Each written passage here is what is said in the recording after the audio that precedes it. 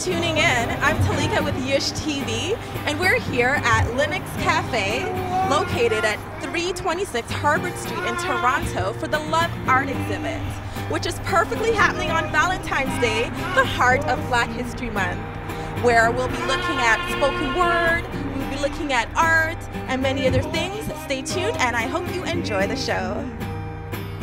We truly appreciate everyone coming out tonight on behalf of the Love Art exhibit. My name is Umwe. My name is Stacia. And once again, we thank you all for coming out, especially on this beautiful day, National Love Day. And we decided, Amoy and I decided to create an event for where people notice Black couples get together on a special day like this.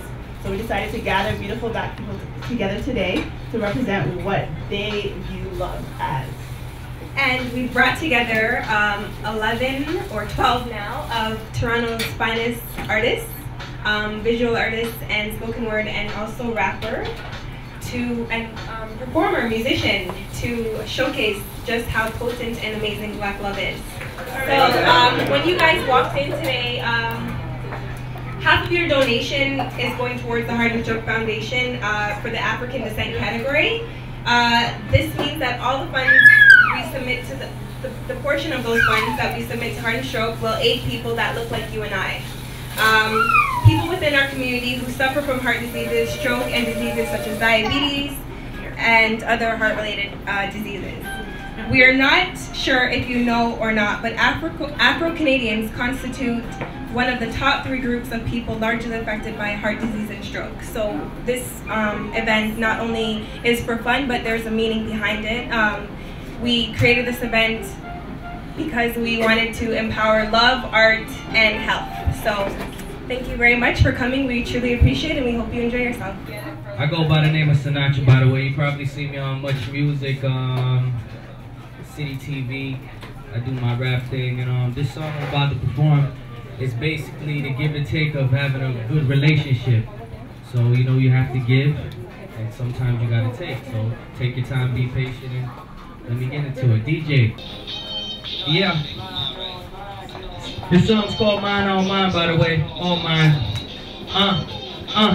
Yo, I knew the reason she was proper, she was pure as can be. Like when the sun touched the water in reflection you see. You would forget about the talk about the fish in the sea. And if you want to hear her thoughts, then she will bless you with speech. Okay, so Ashley, take the mic. I was so nervous. I'm like, you know, what am I first? Okay, hi, my name's Ashley Alexis McFarlane, and I'm a photographer and poet, and I design as well.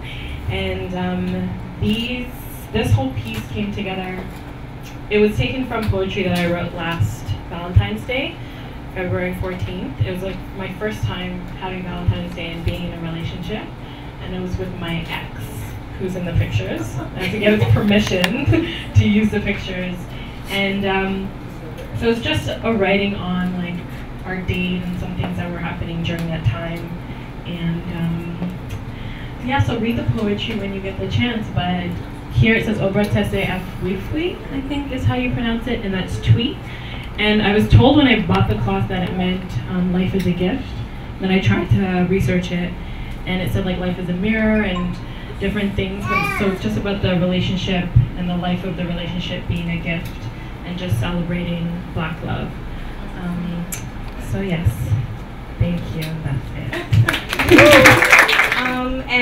He's not here, unfortunately he just had to leave, but this piece, I think he was inspired by women's bodies and just the outline of a woman's body shape in the dark, in spaces where light is limited, and he kind of wanted to showcase his love of the female body. So I don't think he has a name for it, but he says it's called Muna. This one is another piece. This one is a little bit different. She's not wearing a shirt. And it looks as though she's flying. So again, his love for the female body is expressed through this photograph. And that's Yannick Enton. And his contact information is also listed here in case you're interested. yasnapped@gmail.com. Wrong, nice people.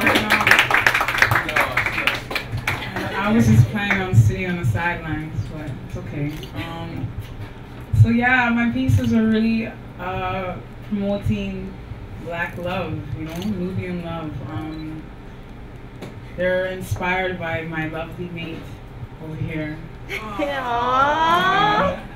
And yeah, he always brings out the best in me, and he inspired me to create what I feel we have. It's eternity of love, you know. This picture here she is a woman in Egypt. A lot of our ancestral cultures began from there, so this was my first piece. This woman is walking in the grasslands of Africa, the motherlands. And this piece here is called Her Love Will Set Her Free. And basically, she was trapped within herself and didn't know what to do. And she just didn't know how to express that side of her. Along comes Brother Man, you know, to the rescue, you know what I mean? And he's letting her know he got her back, you know? And by this piece, he's just really showing that, you know, he's there for her.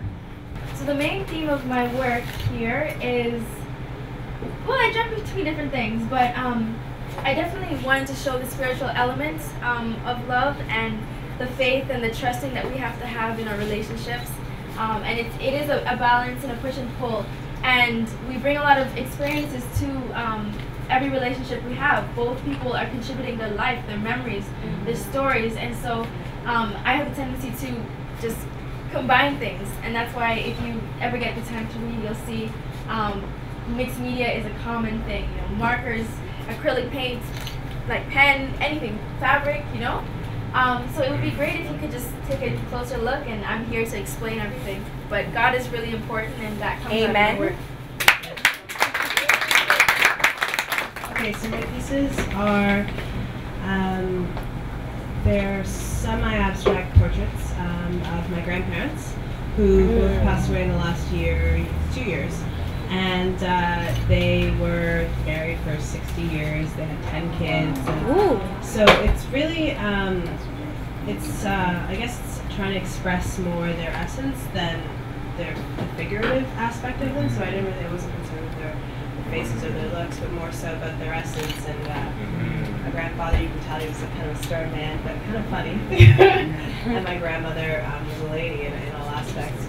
So that's kind of why I put them on 2 separate portraits, and that's why they're separated, but they're still together. The image is called We Were Better Together, or Horare, 1980s. Setting is like a wedding, kind of a traditional setting for them, and they would get dressed up. So really, it's to kind of commemorate my ancestors, you know, my family, and just to let them know that, you know, I know they're here. It's kind of, that was the purpose of the piece. My main focus was on Black women, because I think it's important to love and appreciate yourself, and once you do that, you're more capable of loving somebody else. Yes. The first one is Mama Africa, and then the second one is like Black Beauty, and this one is Soul of a Woman.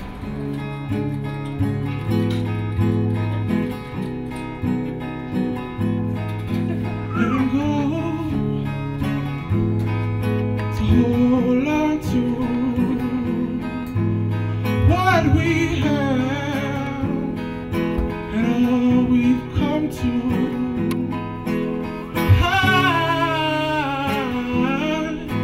I need you.